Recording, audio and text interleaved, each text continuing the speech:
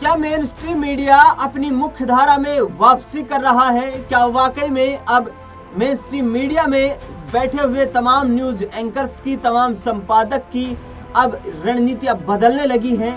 क्योंकि लगातार अब ऐसे शोज देखने को मिल रहे हैं जिसमें मेन स्ट्रीम मीडिया के तमाम एंकर्स सत्ता पक्ष से सवाल पूछ रहे हैं। ऐसा पिछले 10 सालों में लगभग परिवर्तित हो गया है। बता दें आपको कि देश की सत्ता की चाबी जिसे सौंपी जाती है, उससे सवाल तो देश में घटित होने वाली तमाम गतिविधियों के परिणामों पर किए जाते हैं, चाहे वो परिणाम सकारात्मक आए या नकारात्मक आए।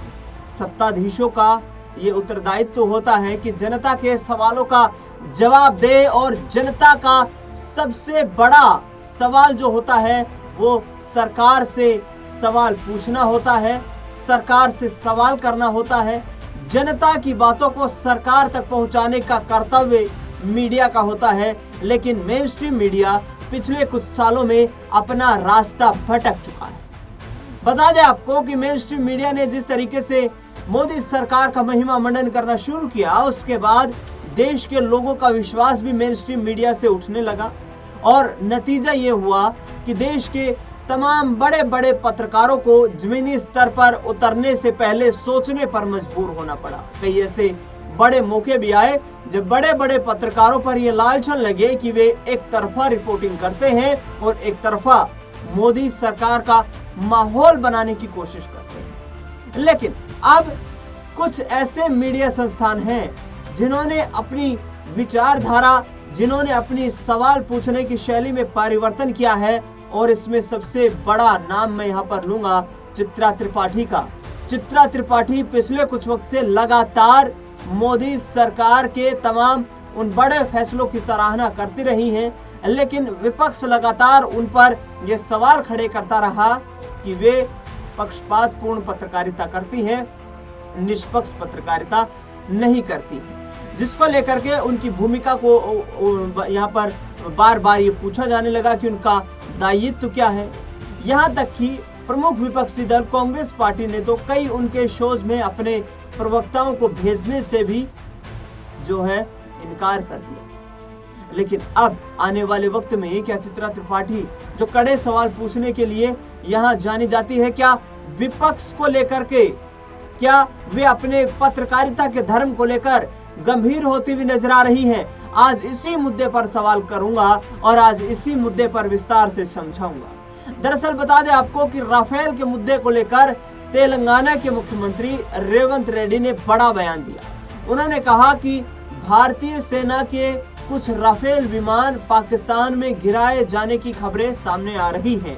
क्या वाकई सरकार ये स्पष्ट करेगी कि कितने राफेल गिराए गए हैं? क्योंकि राफेल एक ऐसा फाइटर जेट जिसे भारी भरकम रकम में खरीदा गया था, और उसके बाद ये कहीं ना कहीं इंश्योर करने की कोशिश भारत सरकार की तरफ से, रक्षा मंत्रालय की तरफ से की गई थी कि राफेल को भारतीय रक्षा बेड़े में शामिल किए जाने के बाद भारत की सीमाओं की तरफ कोई आंख उठाकर नजर नहीं रख सकता है। लेकिन राहुल गांधी अब सवाल पूछ रहे हैं, और चित्रा त्रिपाठी ने कहा कि राहुल सवाल तो पूछेंगे, विपक्ष के नेता हैं, लेकिन ऐसा पहली बार ही देखने को मिला है। इससे पहले चित्रा त्रिपाठी इस तरीके के लहजे में बात करते हुए नजर नहीं आती थी, लेकिन अब वो कहते हुए नजर आ रही हैं कि राहुल गांधी विपक्ष के नेता हैं, उनका काम सवाल पूछना है और वो सरकार से सवाल पूछेंगे, जवाब देना सरकार की जवाबदेही है। दूसरी ओर आपको बता दें कि रेवंत रेड्डी ने कहा कि भारत का राफेल विमान गिरा दिया गया।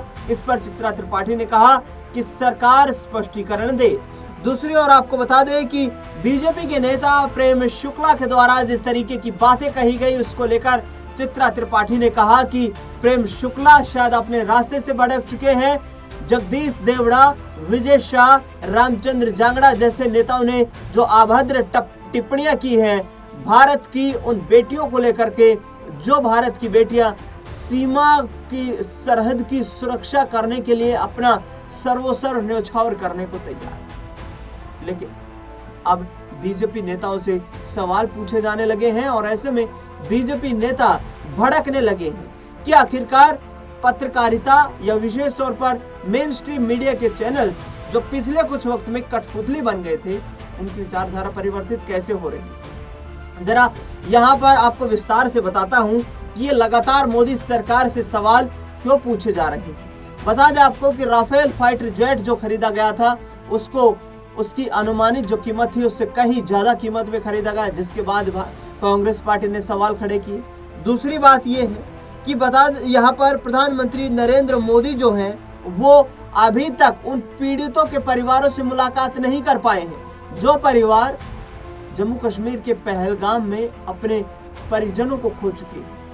उनसे अभी तक मुलाकात प्रधानमंत्री नरेंद्र मोदी की नहीं हुई है। प्रधानमंत्री नरेंद्र मोदी ने पहलगाम आतंकी हमले के बाद बिहार का दौरा किया, उसके बाद केरल का दौरा किया, फिर मुंबई का दौरा किया और फिर से बिहार का दौरा किया, मध्य प्रदेश का दौरा किया, लेकिन वे उन परिवारों से मुलाकात करने के लिए अभी तक नहीं गए हैं, जिसको लेकर सवाल पूछे जा रहे हैं। और भारतीय जनता पार्टी के प्रवक्ता लगातार इन सवालों से कन्नी काटते हुए नजर आ रहे हैं। दूसरी ओर आपको बता दें कि राहुल गांधी ने जैसे ही पहलगाम में आतंकी हमला हुआ उसके चंद 2 दिनों के बाद पहलगाम का दौरा किया, श्रीनगर गए।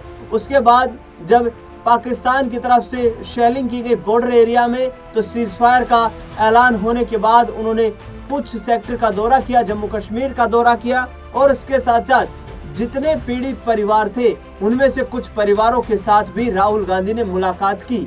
ऐसे में सवाल खड़े हो रहे हैं प्रधानमंत्री नरेंद्र मोदी की भूमिका से कि जो देश का अपने आप को प्रधान सेवक बताते थे, क्या वो देश का प्रधान सेवक अपनी जिम्मेदारियों से इतर दिखाई दे रहा है?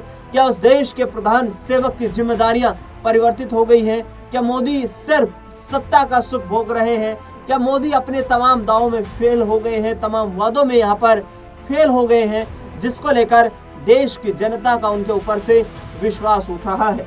बता दें आपको कि चित्रा त्रिपाठी ने यहाँ पर सिंदूर को लेकर भी बात की कि जहां तक सिंदूर जो भेजा जा रहा है उसको लेकर सवाल सरकार से इसलिए पूछे जा रहे हैं कि सरकार अपना स्पष्टीकरण दे, क्योंकि सिंदूर कई मायनों में भेजा जाता है। लेकिन राफेल पर हो रही डिबेट जो कि चित्रा त्रिपाठी जिसको होस्ट कर रही थी, उसमें बीजेपी के नेता प्रेम शुक्ला और कांग्रेस पार्टी के प्रवक्ता के बीच तो लड़ाई यहाँ तक आई कि एक तरफ डोनाल्ड ट्रंप को कांग्रेस पार्टी के प्रवक्ता ने बीजेपी का अब्बा पापा बताया, तो दूसरी तरफ नेहरू पर सवाल खड़े कर दिए भारतीय जनता पार्टी ने कि नेहरू ने इस देश के साथ गद्दारी की है। दरअसल ये जिस तरीके की न्यूज डिबेट्स हो रही है, इसको लेकर के अब चिंता का सवाल ये है कि क्या वाकई में 1 घंटे तक टेलीविजन पर बैठकर इसी तरीके के विकास की बातें कही जाती रहेंगी? जो बेरोजगारी देश में चरम सीमा पर है, जो महिलाओं पर अपराध लगातार बढ़ रहा है, जिस तरीके की घटनाएं घट रही है महिलाओं के साथ, नाबालिग लड़कियों के साथ इस तरीके के जघन्य अपराध हो रहे हैं, शिक्षा व्यवस्था का स्तर गिरता जा रहा, भ्रष्टाचार चरम सीमा पर है और स्वास्थ्य सुविधाएं चरमराती हुई नजर आ रही हैं, लेकिन सरकारें और पार्टियां सिर्फ अपनी राजनीति को साधने में व्यस्त। ऐसे में सवाल ये उठता है कि आखिरकार जब विपक्ष से सवाल पूछ रहा है, देश की जनता सवाल पूछ रही है, तो फिर भारतीय जनता पार्टी की केंद्र सरकार, राज्य सरकारें और उनके प्रवक्ताओं को स्पष्टीकरण देने से किस तरीके का ऐतराज है, किस तरीके से उन्हें समस्या हो रही है। फिलहाल इस खास कार्यक्रम में इतना ही। देश दुनिया से जुड़ी तमाम बड़ी खबरों के लिए देखते रहिए SPN9 न्यूज़।